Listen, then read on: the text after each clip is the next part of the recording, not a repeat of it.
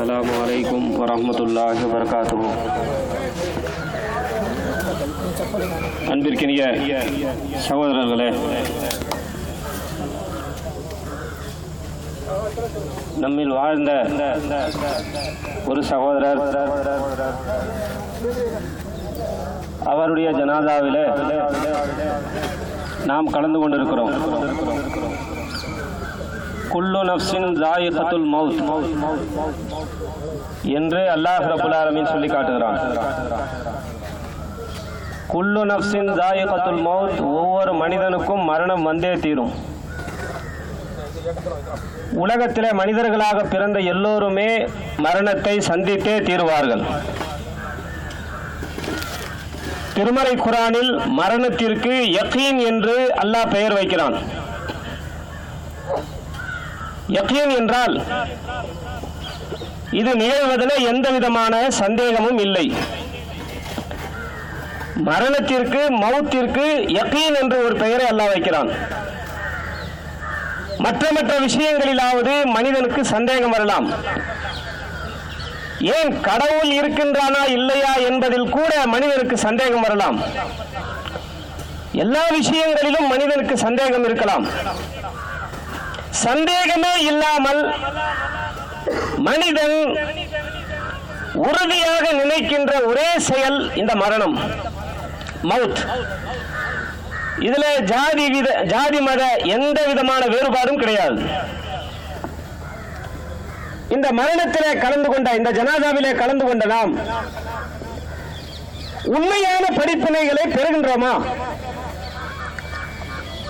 ஜனாதாவில் கலந்து கொண்டால் நபிகள் நாயகம் ஸல்லல்லாஹு அலைஹி வஸல்லம் அவர்கள் சொல்லி காட்டுகிறார்கள், யார் ஜனாதா தொழுகையில் கலந்து கொள்கிறார்களோ, பிறகு அடக்கம் செய்வதில் கலந்து கொள்கிறாரோ, அவருக்கு 2 உஹது மலை அளவுக்கு நன்மைகளை அல்லாஹ் தருகிறான்.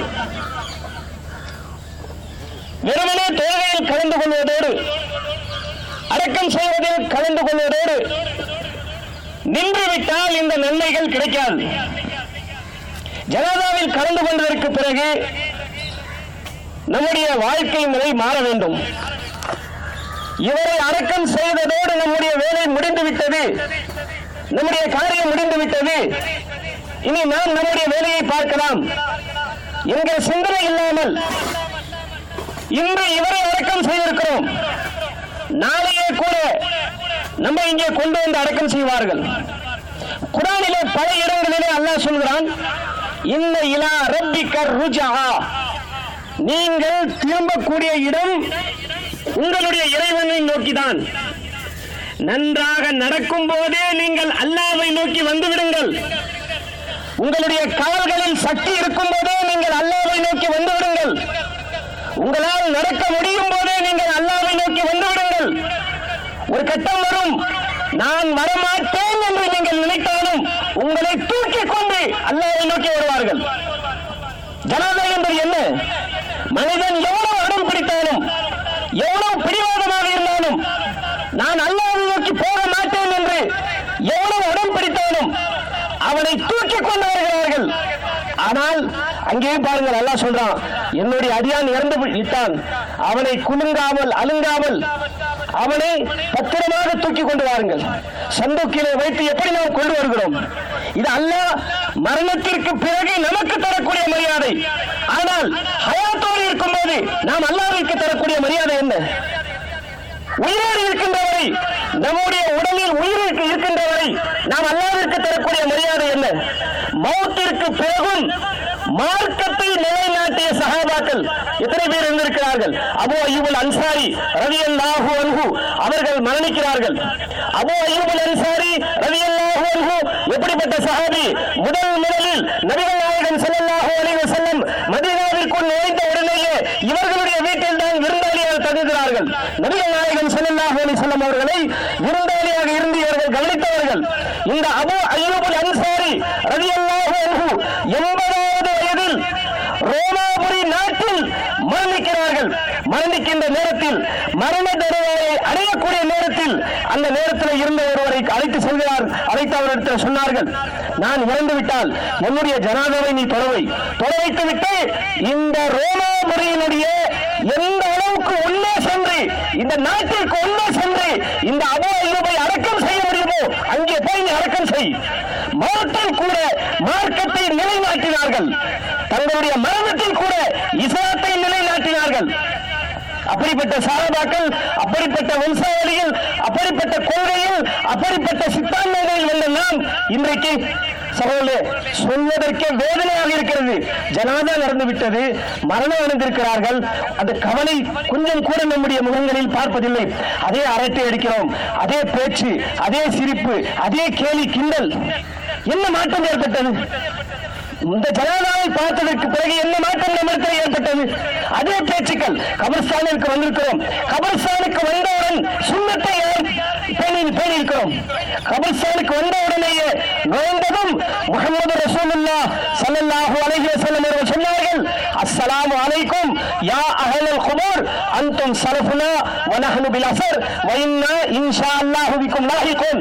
நீங்கள் நெஞ்சி தொட்டு சொல்லுங்கள், எத்தனை பேர் இந்த கபர்ஸ்தானுக்குள் நுழையும் போது சலாம் சொல்லிவிட்டு இந்த மையத்துகளுக்கு, இந்த கபரவாசிகளுக்கு உரிய மரியாதை செய்தோம். இங்கே வரும்போதும் கூட அதே பேச்சு, அதே உலக சிந்தனை, அதே நம்முடைய வாழ்க்கை, அதே கவலை, அதே பேச்சுக்கத்தானே தவிர மரணத்தை நாம் மறந்திருக்கிறோம். மரணத்தை பார்த்ததற்கு பிறகு மறக்கிறோம். அல்லாஹு அக்பர். சைத்தான் நம்மிடத்தில் எந்த அளவுக்கு புகுந்து விட்டான். நான் பயன் செய்ய தேவையில்லை. இதை ஜனாதாவை பாருங்கள், கபரை பாருங்கள். இதற்கு பிறகு ஒரு பயன் தேவையா? இதற்கு பிறகு உபதேசம் செய்ய வேண்டுமா? இன்னஃபி மௌதாக்கும் திக்ராக்கும், உங்களுடைய மௌத்திலேயே உங்களுக்கு உபதேசம் இருக்கிறது. நபிகள் நாயகம் ஸல்லல்லாஹு அலைஹி வஸல்லம் அவர்கள் சொன்ன செய்தி முஸ்லிம் அஹ்மதில் பதிவு செய்யப்பட்டிருக்கிறது. உங்களுக்கு யாரும் பயன் செய்ய தேவையில்லை, உபதேசம் செய்ய தேவையில்லை, உங்களுக்கு நசிஹத் செய்ய தேவையில்லை. ஜனாதாவை கொண்டு போய் மண்ணுக்குள்ளே வைத்து புதைக்கிறீர்களே, அதிலே பெரிய பயன் இருக்கிறது, பெரிய நசிஹத் இருக்கிறது.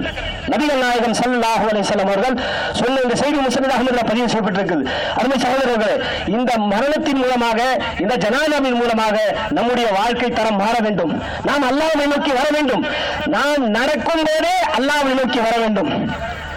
நாம் வராவிட்டால் அல்லாஹ் சொல்றான், நீ வரல, உன்னை தூக்கிட்டு வருவாங்க.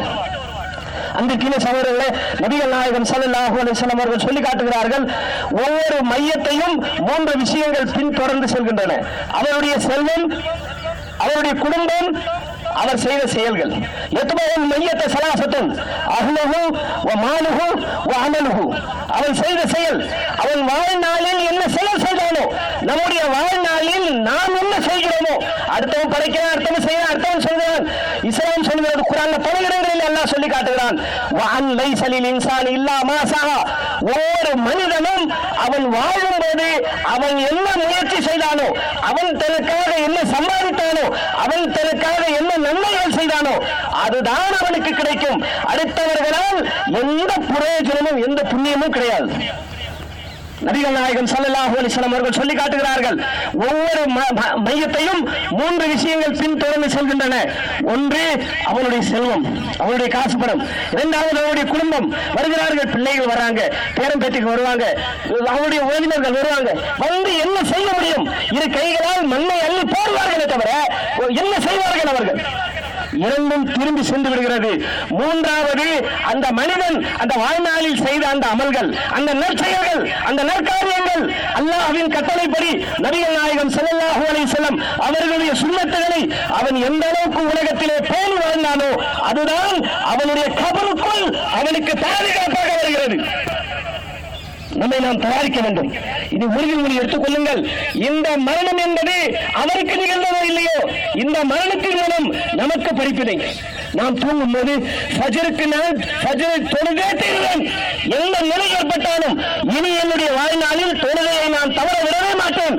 எந்த அளவுக்கு அல்லாஹ் சொன்னானோ, அல்லாஹ்வுடைய ரசூல் ஸல்லல்லாஹு அலைஹி வஸல்லம் அவர்கள் சொன்னார்களோ அந்த அடிப்படையில் நான் வாழ்ந்தே தீர்வேன், மரணம் என்பது எப்போது என்று தெரியாது, மரணத்திற்கு நான் எப்போதும் தயாராக இருப்பேன் என்ற உறுதிமொழியோடு இங்கிருந்து நாம் திரும்பி செல்வோமேயானால் அல்ஹம்துலில்லாஹ் இன்ஷா அல்லாஹ் நமக்கு 2 உஹது மலை அளவிற்கு அல்லாஹ் நன்மைகளை தருகிறான். அன்றைக்கிலே சகோதரர்களே, சிறிது நேரம் இருந்து உள்ளம் உருகி கண்ணீர் வடித்து இறந்து அடக்கம் செய்யப்பட்ட இந்த சகோதரருக்காக துஆ செய்யுங்கள்.